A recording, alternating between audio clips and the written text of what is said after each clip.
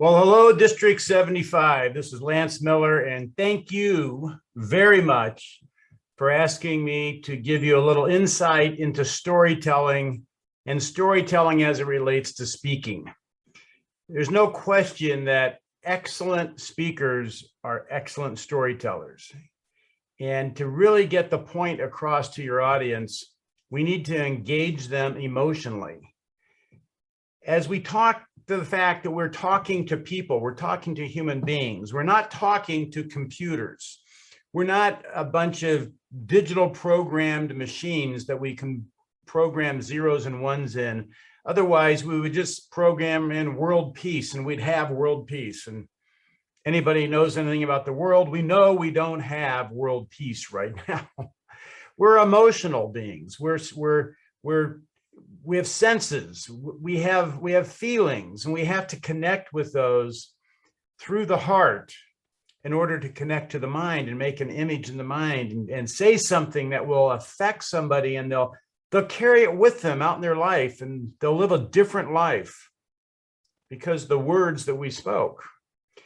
In order to touch the mind, it's through the heart, it's through the story. And so often they don't remember our message as much as they remember our story. And they remember that story we told them, and then they go, and then there was this message, and that message stays with them. To me, the value of our speaking is how long it resonates in the hearts and minds of the audience. And there are people we know that give what I would call a self-erasing speech. You can't remember the last thing they said. They spoke and they said, what did they just say? And you go, I don't know. You can't remember the word the when they said it. There are other people that speak and we carry that message in our heart for the rest of our lives. And that's the value of our words. That's the value of our impact on the audience. How long does our message resonate in the heart and the mind of the audience? Is it 3 minutes? So 3 hours, 3 days, 3 weeks, 3 years, 30 years, 3 generations? We can look at great people around the world whose words we remember today that spoke centuries ago. All this comes back into a great story, being able to impact your audience. And as I have an opportunity to coach a lot of people in Toastmasters, and those of you that know my story, I thank you. But if you don't, you have to understand, when I was competing in the World Championship, I competed for 13 years. And I lost more speech contests than I ever won. And it was by losing contests and figuring out how not to give a speech that allowed me to actually finally become a world champion, because I think I lost speech contests about every way you can figure out to lose them. And I go, well, don't do that. Don't do that. This works. Let's work on that. And so I really do understand the impact of a story. And I feel I have a very good insight into how to structure a story. And I will tell you, I've listened to a lot of people on this, and some people get very complicated, very significant. It's a real simple structure I use, and I use this in almost every speech I give. And what I'm going to do with you today is we're going to create a little story speech and see how it works. I also want to tell you, once you tell your story, how do you make your point to the audience? How do you get the audience to really accept the point? I want to go into that too, because that's something that I see a lot of people don't do that well. So I have a little PowerPoint I want to share with you on the structure of a story. So we have a screen up here, a story structure. Now, I said I'm very simple. And this is actually what I did with my international speech. Now, I didn't know I was doing it until after I won. And I was at a seminar several years later with the National Speakers Association here in Los Angeles. And somebody, or with the speaker at that seminar said, there's 3 acts in every story. And he laid out these 3 acts. And I went, oh my gosh, that's exactly what I did in my speech. So let's look at this. There are 3 acts in every story, and I don't care. You can go back to stories that are 3, 4, 500 years old. These 3 acts are in them. You can go look at your latest movie. You can look at, you know, Captain America or Iron Man 18 or something, and these 3 acts will be in it. The first act is what we call the setup. And the setup includes, well, where is it? When is it? Who's there? What's going on? And we establish the conflict. Because for a story to actually connect with the audience, it has to have something that sort of sticks the audience to them. And that's the conflict we create. But the simplicity is we start, where is this? When is it? Who's there? What's going on? And what's the conflict? Now let's take a fictional movie, probably seen, something like the Marvel series. Let's take Iron Man. Let's say there's a new Iron Man movie that comes out. And we know that Tony Stark, who is Iron Man, lives in a mansion in Malibu, and Gwyneth Paltrow is his beautiful assistant. And this is sometime in the future. We know where it is. It's California. We know it's sometime in the near future. We know that he's a brilliant engineer, scientist, and he fights evil, and he's got this Iron Man suit. Okay. So we know those things, and those are established. And in the first Iron Man, we got to understand how that came to be. Okay. We knew where it was, when it was, and Robert Downey Jr., who plays Iron Man, had that battery he had to build for his heart when he was stuck in the desert, if you haven't seen these things. So a movie will take you through this. So your introduction, you understand what time frame it's in, you understand where it's taking place, and what type of a conflict's going on. Now let's just take this new one I'm talking about, and there's a conflict. So in the opening scenes, Tony Stark's going to be doing something with his Iron Man suit, and everything seems to be happy and nice, but somewhere around the planet, some guy falls into an electrical wire, and he gets charged with electricity, and electricity comes out his fingers, and he's going around destroying the world now. And we now know there's a villain that is evil, destroying the world with electricity. And so there's the conflict. Okay. So now we have to look at, how do we handle that conflict? That's Act 2. So Act 2 are the failed attempts to resolve the conflict. Okay. Now, what this does, it makes it sticky. As we tell the story, we're trying to resolve the conflict, but we're failing. And that gets the audience sort of involved in, well, what's going to actually resolve this conflict? Now, in the Iron Man example, Tony Stark goes out, and if you ever watch Iron Man, he gets his butt kicked every time he tries to handle a villain, time and time again. He has multiple failed attempts to resolve the conflict in that movie. And that's what keeps going on and on and on through the movie. And at the end, towards the end of the movie, he starts to be in some place where he can resolve the conflict. And that's our Act 3, which is the resolution of the conflict by the hero. And then he finally figures out some new thing, and then he resolves the conflict. And of course, in the Iron Man movie, he's his own hero. He is the hero of the show. But what you don't want to do in your speeches is you don't want to be your own hero. And I'll get into that. You want someone else to be the hero. You want to learn from somebody else. And I'll get into why that is. So this is the simple sequence that I move forward with when I'm going to tell a story. And I will tell you that about 90% of the people I know and 90% of the people I coach, first of all, do never put an Act 1 in. We don't know where the story is taking place. We don't know what's going on. And another thing they have a tendency to do is they want to try to give the message of the speech right up front before they even tell you the story. That's like telling a punchline to the joke before you tell the joke. When you tell a joke, you set the joke up and then you say a punchline that makes it funny. If you give them the punchline first, they already know what you're going to say. So it actually ruins the whole episode of it.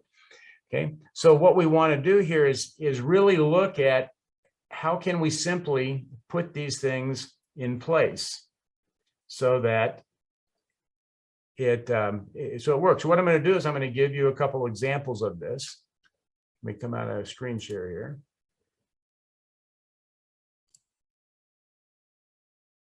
So a couple of things I want to go over about talking or about telling a story. I gave you this sort of the layout there, and we're going to play with that in just a second. And what I'll do is I'll pull up my speech and we'll walk through my world champion speech, and I'll show you how I applied that in how I put that together, how it worked in my speech. But a couple of things I want to really go over with you that I see people violate all the time. Number one, public speaking, you're talking to the audience. That's who you're talking to. You're not acting. And in acting, you're talking to someone else on stage. You actually drop a fourth wall and you invite the audience into the scene that you're playing with someone. In storytelling especially, and you always want to be talking to the audience. Now you can bring a character in and say, I was talking to my father, but you're always telling the story about the conversation with your father. And I looked at my dad and I said, Dad, I don't know why you do that. And my father looked at me and he said, well, son, what I've learned in my life, and he gives me some lesson. But the point I'm making is I don't drop that fourth wall down and just start acting with my father up here. And the other thing with acting is I don't start to cry on stage or get emotional or scream if that is not where I am right now. You know, and I've seen so many people, you know, it's like they go, they get the phone call and they go, I got a phone call.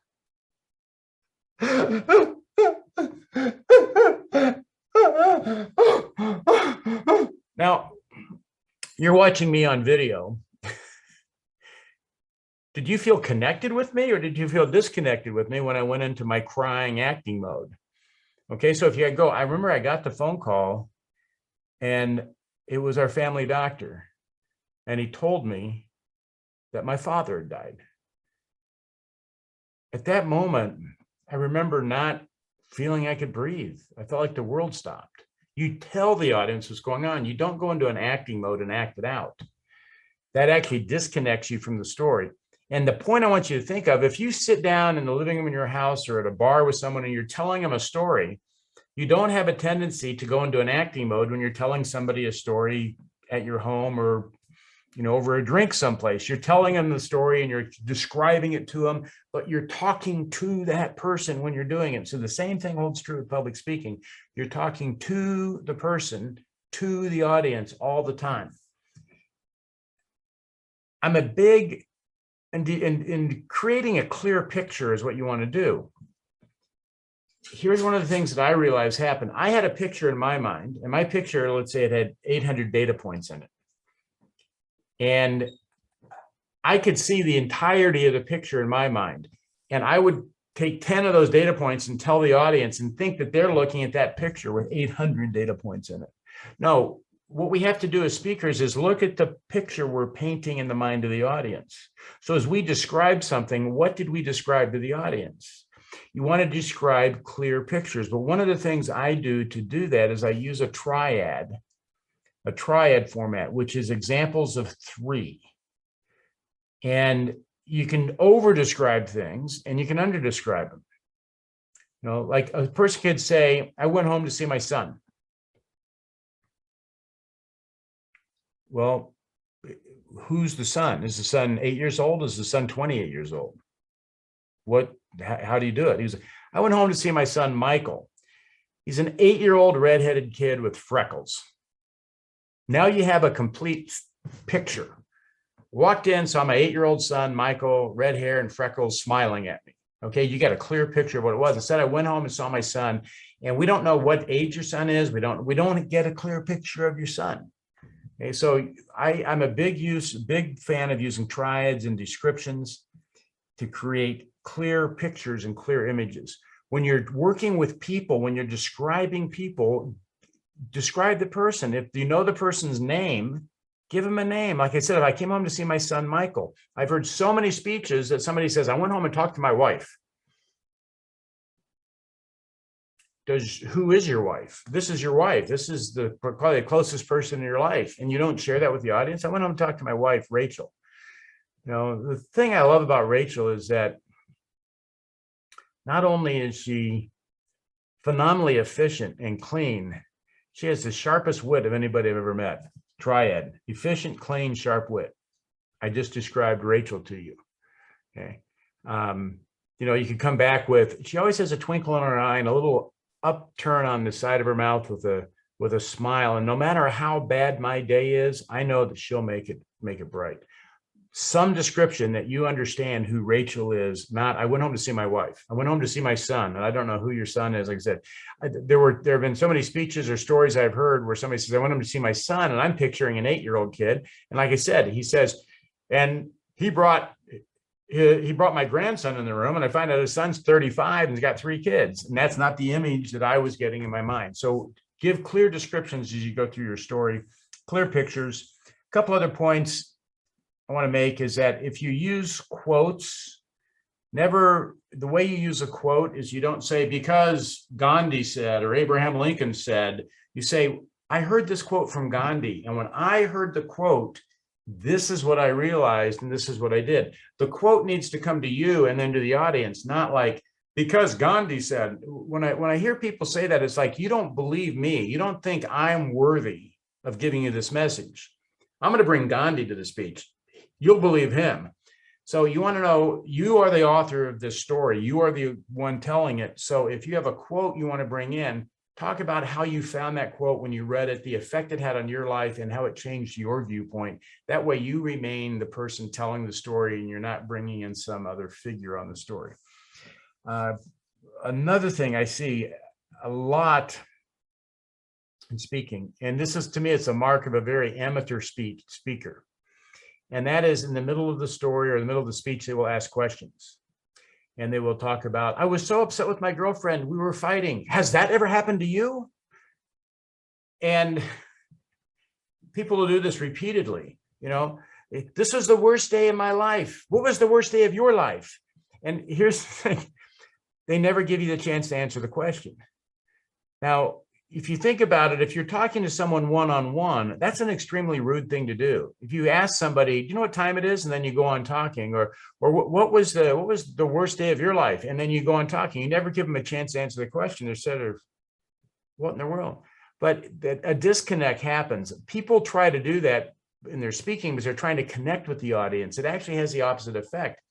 Because as speakers, what we want to do is we want to get the audience's attention up on us. We're trying to hold the attention up here of the audience. When we ask them a question, what we do is we drive the attention back down into the head of the audience, because they have to go, what was the worst day of my life? Or has that ever happened to me? Let me remember, has that ever happened to me? My attention just went back in my head. Now, as a speaker, I got to pull it back out. The only way I like to ask questions in speeches, if I say, has anybody here ever been on a really bad date or something, and you sort of put a hand up, and you get people to sort of acknowledge, or they raise their hand, or they nod, and they're able to actually answer the question.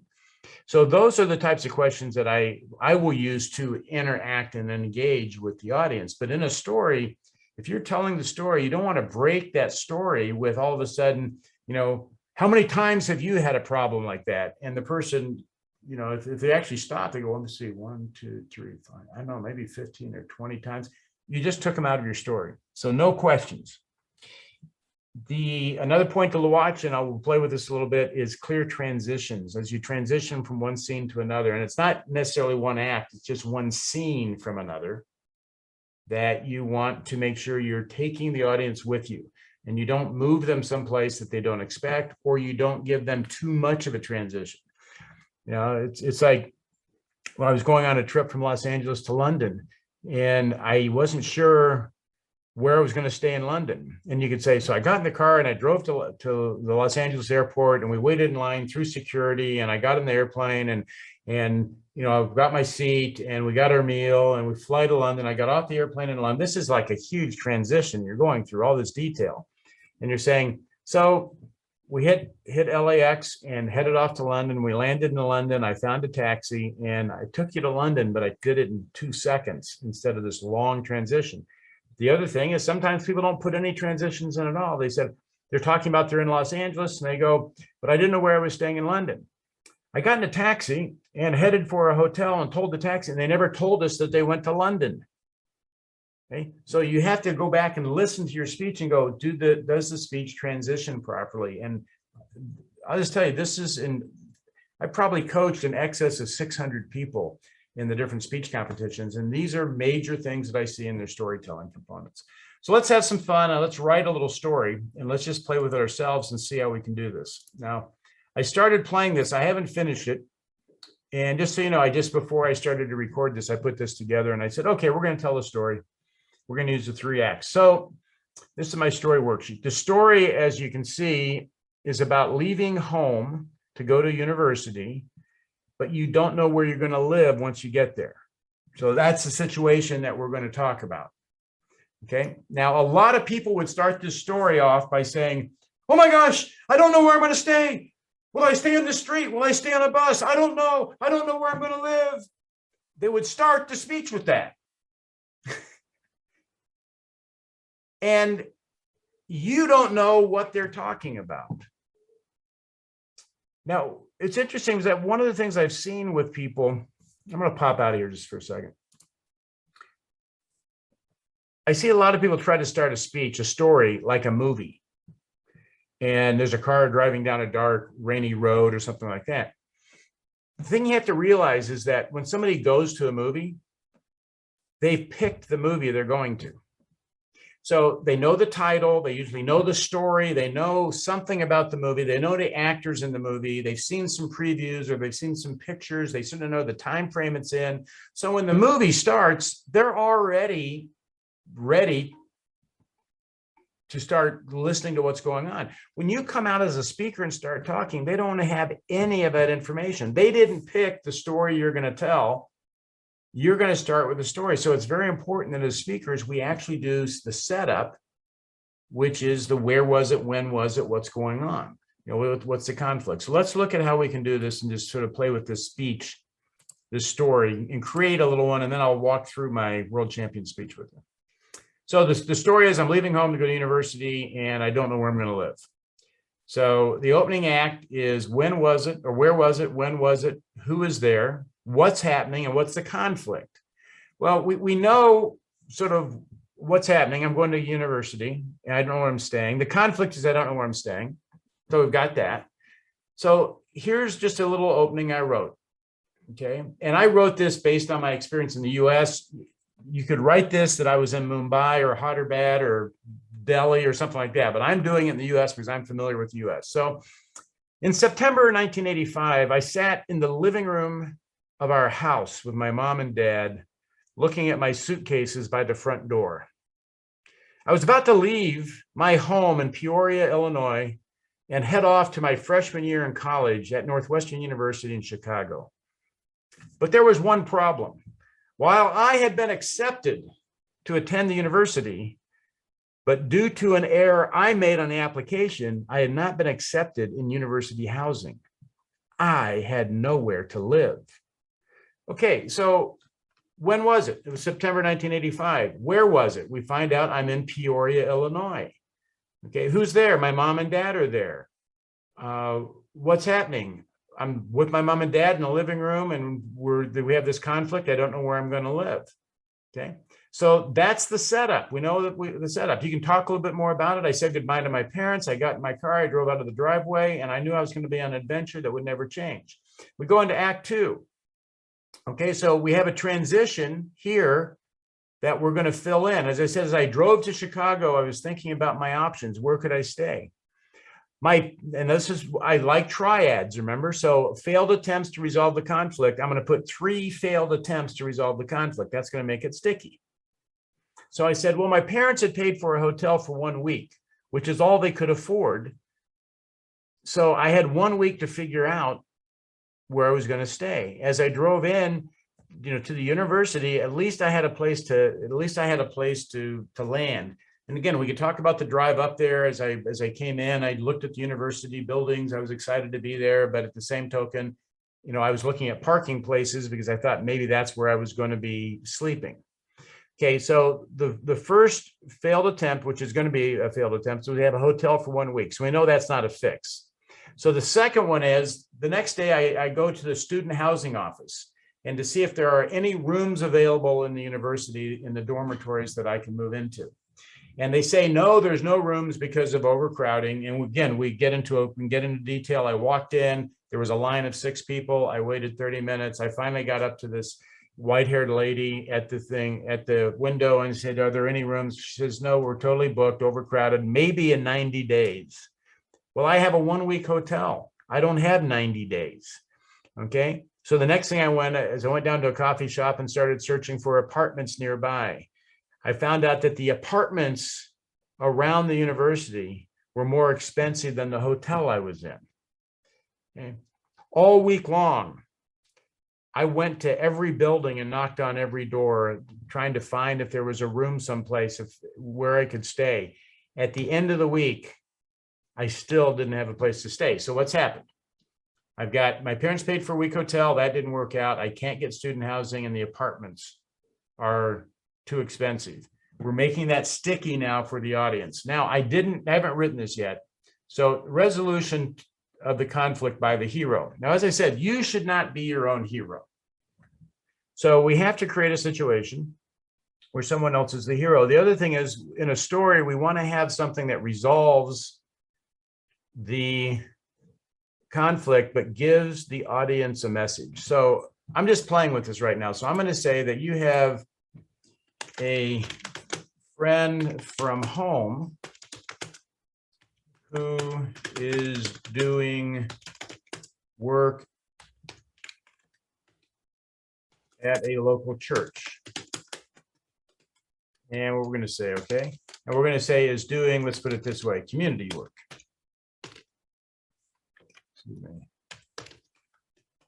Doing community work at a local church. And she calls you to say hello. And this is on last night.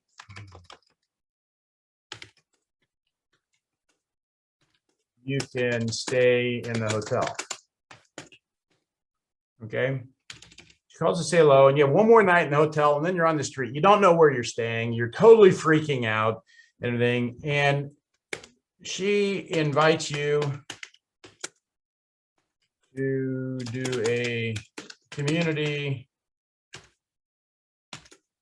project with the church tomorrow. Okay. And you say, no, I've got to find a place to live. And now she drops, this is where we bring the message in. She says, when you want something good to happen to you, you need to do something good. Sorry about that. Someone else. Okay, let's see my typing here. For someone else. There we go. So that is going to be the resolution to the conflict. So this friend is the hero, and that is the little tool we're going to use to resolve the conflict. Okay. So what happens is, let's say that you go out and you do a community cleanup. Okay, with the church the next day. Okay, clean up with the church, and it's in a poor community. So there's no chance that you're going to get. I mean, this is way away. There's nothing you're going to find in that community that's going to resolve the issue for you. Okay, so now, but what happens is one of the volunteers. Let's just do, brings their dog. Now I'm going to play with this, brings their dog, and you love dogs. Now we're going to play with this, and I did this intentionally. I came up with this and went, no, let's do this on the video. Okay, and you love dogs. Okay, so let's actually do this. Let's go back up now. We're gonna set the scene a little bit different up here. So I was about to leave my home. Let's see, I sat in the living room of our house with my mom and dad looking at my suitcases. My best friend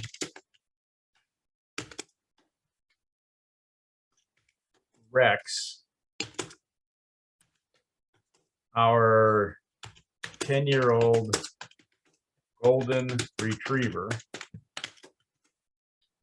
Sorry about that.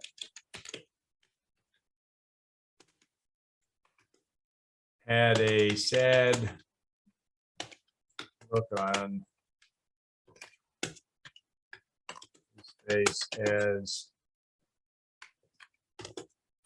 I was leaving. Because he knew I was leaving, okay? So we just stuck the dog back in there, okay? So now I put a dog up here. My best friend Rex, our 10-year-old golden retriever, had a sad look on his face as I was leaving. I was about to leave my home in Peoria, Illinois, and head off to my freshman year. We'll clean it up a little bit.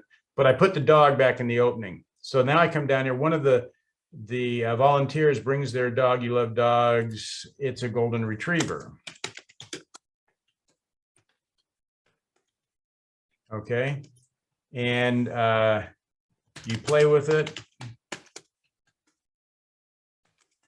Talk to the lady. Make this one of the lady volunteers. Talk to the lady about your dog. Okay. And then the lady says she needs someone to watch her dog as she and husband go to Europe for 3 weeks. Okay, so what happens is they happen to live 2 blocks from the university. They have a garage apartment, and she says you can stay in the garage apartment. Okay, so put this in here.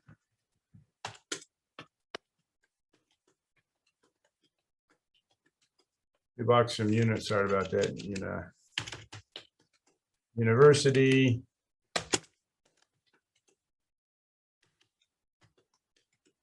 Garage apartment that you can stay in for free.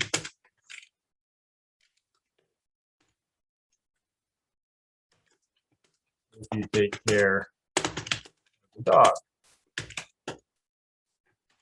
Okay, so you just got the thing resolved, and now we come up with the fact that the resolution was the fact that when you want something good to happen to you, you need to do something good for others, and then good things happen to you. Okay, so I just played with that a little bit so you can see how the story would sort of come together.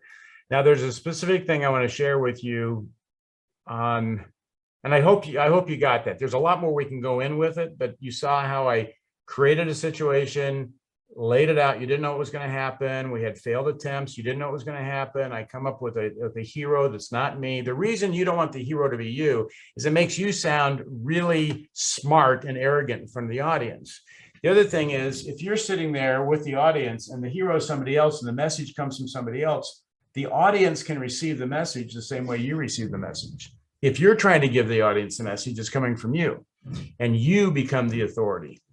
The other way, this other person becomes the authority, and the audience is more likely to accept the message from somebody else other than you trying to tell it to them, unless, of course, you're some world star, super successful person. Then you can say, well, this is what worked for me. You can be your own hero because you're so wildly successful. Most of us have never been in that boat, that we're so wildly successful that we just be our own heroes. But in storytelling, cardinal rule for me is never be your own hero. Okay, so we walk through that, and you see how just simply put a story sequence together. Okay, and what I want to go back, let's look at how to put this into the story sequence into the speech. There we go. So you have the speech structure. Now there's different types of speaking. Okay, there's speaking to inform, speaking to persuade. That used to be speaking to inform is tell them what you're going to tell them, then tell them what you told them. That's not what we're talking about in storytelling. That's a different style of speaking. Speaking to persuade is Monroe's motivated sequence, is the old speech number 9 in the Competent Communicator Manual. Speaking to entertain, which is all over the board. It can be after dinner speaking, it can be humorous speaking, all over the place. And then speaking to inspire. Now with our story, the stories can play in all these. Okay, but I'm talking about now how to actually take that story and inspire an audience with it. Okay, I use a little acronym here called SPA, and it stands for you tell a story, the story makes a point, and then when you make the point, a lot of speakers will go out and they will command the audience to follow that point. How many times have you let fear stop you? Well, the fact is, as a speaker, you haven't gone out and interviewed everybody in that audience to know what their problem is. And there's probably half that audience has had this realization and knew the lesson you're giving them 30 years ago. So you never want to stand up there and lecture your audience and tell them what they have to do. But a lot of people, there's this call to action that we're trying to do. Okay, the way I've learned to do a call to action is you share the application of that point in your life. And then the audience goes, wow, I see how that works. I could do that, or I know someone who needs that. But when we share how it worked for us, they see how it will work for them. So we have the 3 acts of the story right here.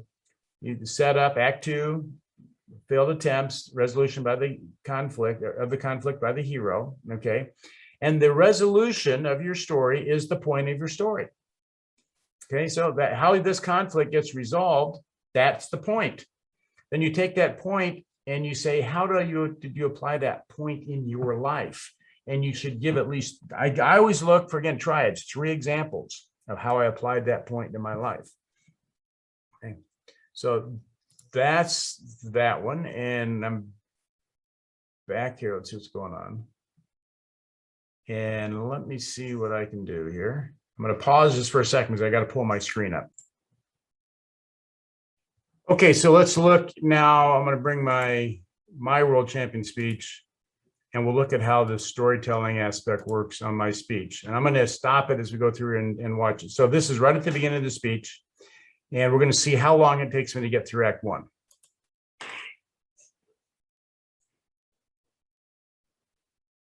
The ultimate question, that question that has plagued man since the dawn of time, and that question that each and every one of us must ask at some point in our life. Do you validate? Mr. Chairman, fellow Toastmasters and friends, I was 26 years old. I was living in a small town in Indiana. I had a job I didn't like. I hadn't had a date in 3 years. And I had a couple of roommates named Mom and Dad.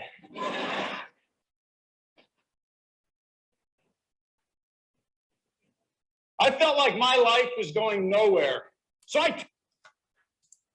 Okay, I jump out of this for a second. So that was the end of Act 1. So I would ask you, when was it? I was 26 years old. Where was it? I was in a small town in Indiana. What was going on? Well, I hadn't had a date in 3 years, had a job I didn't like, and I was living at home with my parents. What's the conflict? I felt like my life was going nowhere. End of Act 1. It's set up. I want you to know, I used to spend almost 2.5 minutes trying to describe that in my earlier versions of that speech until I got this storytelling technique down. Okay, let's watch for Act 2 and see how long it takes me to get through Act 2.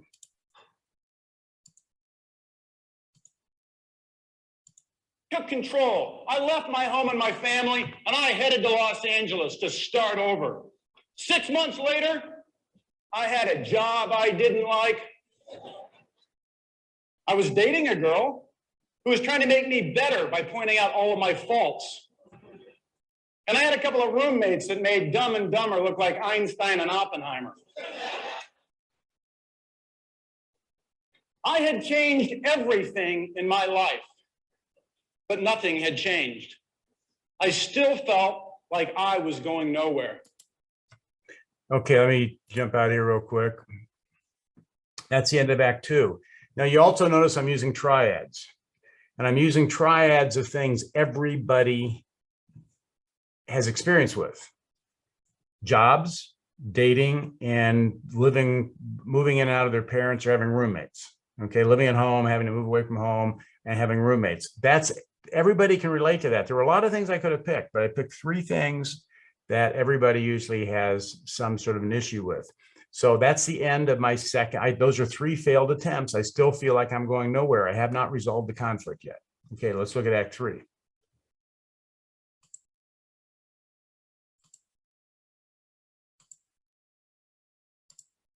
And then one day after a business meeting, all I wanted to do was get my parking validated. And I walked over to the receptionist and said, "Excuse me, do you validate?" And she looked up and said, "Well, yes, I do. You have a lovely smile."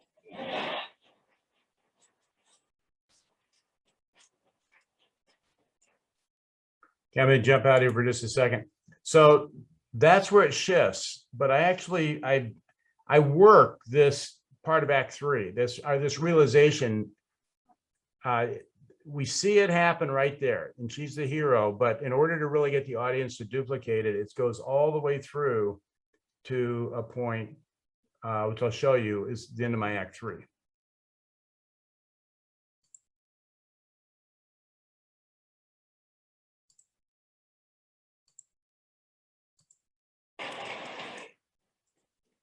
Showing her the ticket, I said, no, I was just in a meeting with your boss. Do you validate? And she said, well, let me compliment you on what a fine choice of business associates you have. Catching on, I said, you have such a keen sense of humor. I'm going to go tell your boss how lucky he is to have you out here. And she goes, give me that ticket. She took her little machine and she went, cha-chink. And then as she handed it back, she looked at me and she said, there's something special about you. I took the ticket and headed for the elevator, but I stopped. I turned around and just said, thank you. I don't know how long it had been since I'd felt validated. Her words stayed with me all the way home. And as I was looking at my life, I started to wonder how long it had been since I'd validated somebody else. I wanted to do that. I wanted to make people feel good. But I felt that I needed to be important. I needed to be successful so that when I said something to somebody, it meant something to them. But that receptionist had just made my day. Heck, she made my month. With one little cha-chink, she stamped my ticket. Okay, right there was the end of the Act 3. With the fact, with one little cha-ching, she stamped my ticket. That's the resolution to the problem right there. Okay. And the other thing I want you to notice, that even with that conversation with the receptionist, I'm doing the conversation with the receptionist, but I'm telling the story to the audience. I'm always talking to the audience. I turned around and I said, she took her little machine, and I'm telling the audience about it. I'm always talking to the audience. That was one of the things I wanted to share with you. So watch that as I go through. Now, just so you know, I went through this sequence. The rest of this speech is application. It's the application of how I applied this in my life right up to the end when I did a little call to action. But at no point did I tell the audience what they needed to do. I played with them to see if they could get to do it. So let's watch the last. I'll stop this a couple more times as we go through, but now watch.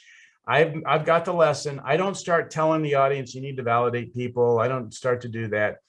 I start to share. I start to show how I went back and I handled my life and I applied this in my life.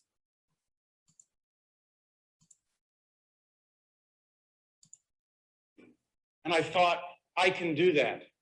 So I went home to see Dumb and Dumber. These guys were constantly bringing people back to the apartment. It was driving me nuts.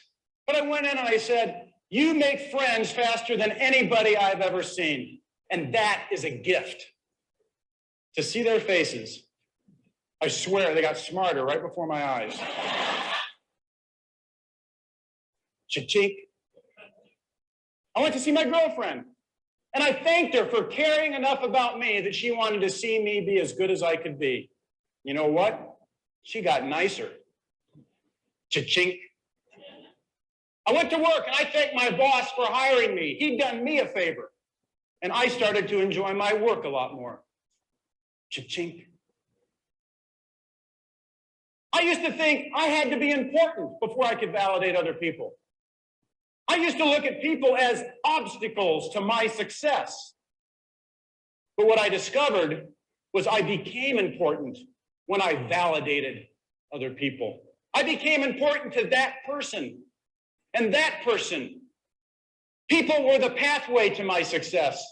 I started trying to find something I could stamp on everybody I met. That little piece of goodness, that little piece of rightness, just a little cha-chink. I started to feel like a superhero. Underneath this mild-mannered exterior was a blue and red spandex suit with a giant V on the chest. Yes, I was the validator. When things would get tense, they'd tighten up, I'd come in and cha-chink, cha-chink, cha-chink. I had plenty of ink. I'd hear people say, who was that man? I don't know, but I heard this cha-chink and suddenly I feel so much better now. Okay, so all that, as we go with that, all that was application.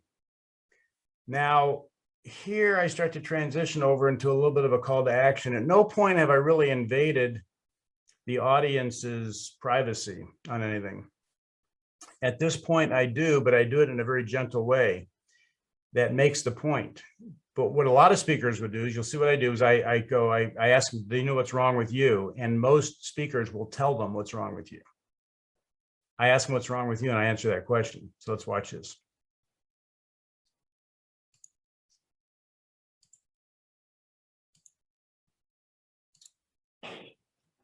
And then I figured it out.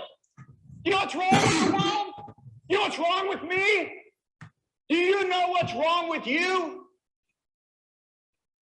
Who cares?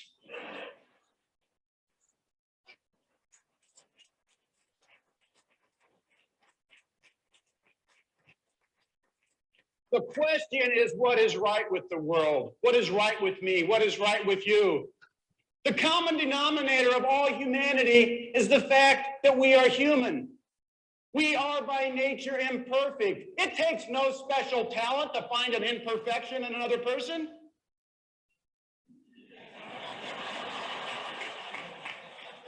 But every person goes through life wanting to be right, wanting to be valuable. Find that, bring it out in them. So as I go through that, this is my call to action in it, but at no point am I ordering the audience that I'm not telling the audience that they're inadequate. And like that one point, you know what's wrong with you? They got to experience invalidation at that point. They got to experience validation at that point. They got to feel it because I led them in. They were with me on the whole speech. And all of a sudden I go, do you know what's wrong with you?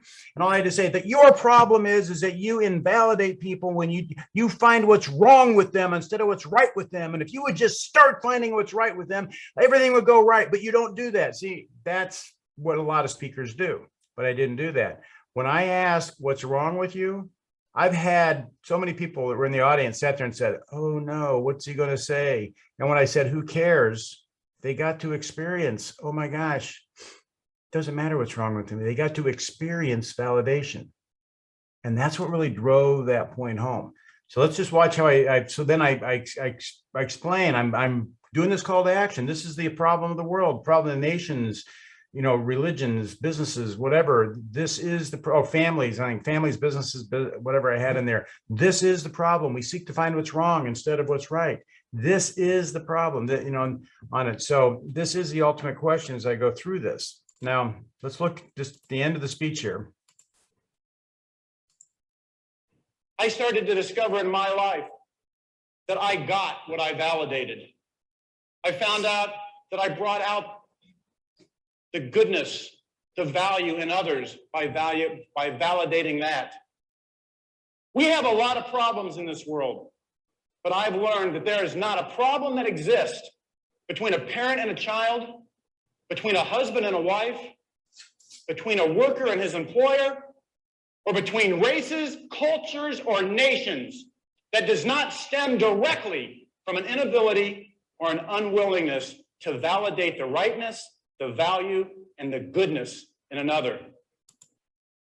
Okay, I'm just hanging here just for a second. One of the reasons if you notice how I phrase those, between a parent and a child, I didn't say there's not a problem that exists between you and your children. Because that's me evaluating. The fact is, I could have a 40-year-old person sitting in the audience and they still got a problem with their parent. So when I say between a parent and a child, it allows the individual to choose which one they are and to choose where the problem is. Between a husband and a wife, you could be the husband, you could be the wife. That statement worked with both of them. Between a worker and an employer, I could have employers in the audience who are having problems with their workers. I could have employees in the audience who are having problems with their boss. So that statement worked both ways with all those people. They get them to look at, you know what, I'm making this guy wrong all the time. I need to find out what he's doing right. And so that they actually get to apply. Now they're starting to apply it in their life, in their mind. They're looking at that. They're going, oh, yeah, I'm a worker. And I chose specifically parents and children, husbands and wives, workers and employers, because I knew that that was going to cover most of the people. Everybody would have some experience in that area, is why I put those 3 points of application in. Okay, we're going to wrap it up here.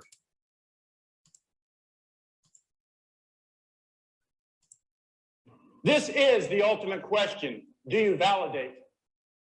But this is not what's important.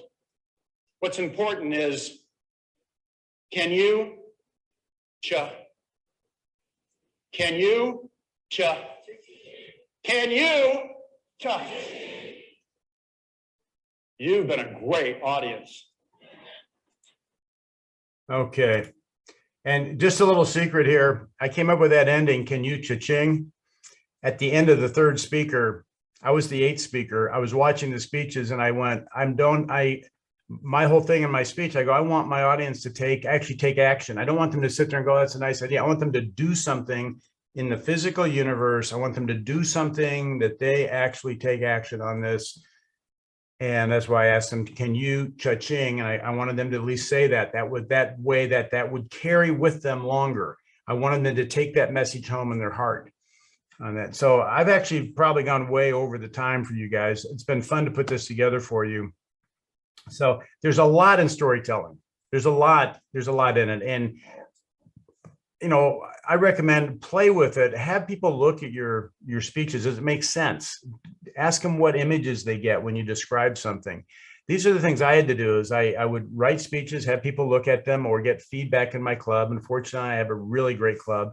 And so I got great feedback from the members, but I pushed myself on these, and I really had to sit down and figure out how I could communicate to the audience to make it work. And a lot of people I see in Toastmasters are waiting for someone to teach them on how to do it. And we can only teach others so far. You got to pick up the ball and run with it yourself. You got to figure out how to make the mistakes and make it your own. That's what I did. That's what broke me away from the other Toastmasters and becoming world champion. Is I wasn't looking for someone to show me. I was playing with it and figuring it out for myself on how this was going to work. I wasn't waiting for someone to come along and say, here's how you do it. And yeah, I have 13 years of losing speech contests, and I actually do a keynote address called Losing My Way to the World Championship. That's really what I did. But I would never change that path for the lessons that I learned along the way.